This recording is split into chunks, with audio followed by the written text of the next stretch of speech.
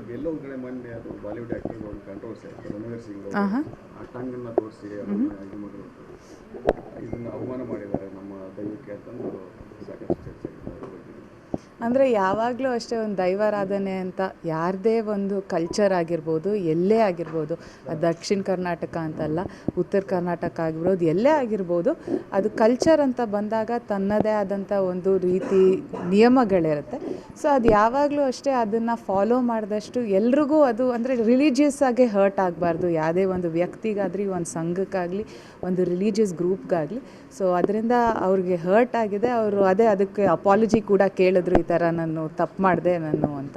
So ಆ ಥರ ಆಗದೇ ಇರೋಂಗೆ ನಾವು ಮುಂದೆ ನೋಡ್ಕೊಬೇಕಷ್ಟೆ. ಇವಾಗ ಅದು ರೈಸ್ ಆಫ್ ಅಶೋಕ ಅಂತ ಸತೀಶ್ ನೀನಾಸಮ್ ಅವ್ರ ಜೊತೆ ಫೆಬ್ರವರಿಯಲ್ಲಿ ರಿಲೀಸ್ ಆಗ್ತಾಯಿದೆ. ಈಗಾಗಲೇ ಒಂದು ಹಾಡು ಕೂಡ ರಿಲೀಸ್ ಆಯಿತು, ಹೇಳೋ ಮಾದೇವ ಅಂತ. ಇವತ್ತು ಆ ಮಾದೇವನ ಆಶೀರ್ವಾದ ಕೂಡ ಪಡ್ಕೊಂಡ್ವಿ. ಸೊ ಹೇಳೋ ಮಾದೇವ ಅಂತ ಭಾಳ ಚೆನ್ನಾಗಿ ಜನ ರಿಸೀವ್ ಮಾಡಿದ್ದಾರೆ ಹಾಡನ್ನ, ಭಾಳ ಖುಷಿ ಪಟ್ಟಿದ್ದಾರೆ. ಇವಾಗ ನೆಕ್ಸ್ಟ್ ಇನ್ನೊಂದು ಹಾಡು ಒಂದು ವಾರದಲ್ಲಿ ಅದು ಇನ್ನೊಂದು ಬಿಡುಗಡೆ ಆಗುತ್ತೆ. ಫೆಬ್ರವರಿಲಿ ಸಿನಿಮಾ ಆಗುತ್ತೆ. ಹಾಗೆ ಸಾಕಷ್ಟು ಬೇರೆ ಲ್ಯಾಂಗ್ವೇಜಸಲ್ಲಿ, ಹಾಗೆ ಕನ್ನಡದಲ್ಲಿ ಇನ್ನೊಂದು ಸಿನಿಮಾ ಕೂಡ ನಡೀತಾ ಇದೆ ಇವಾಗ.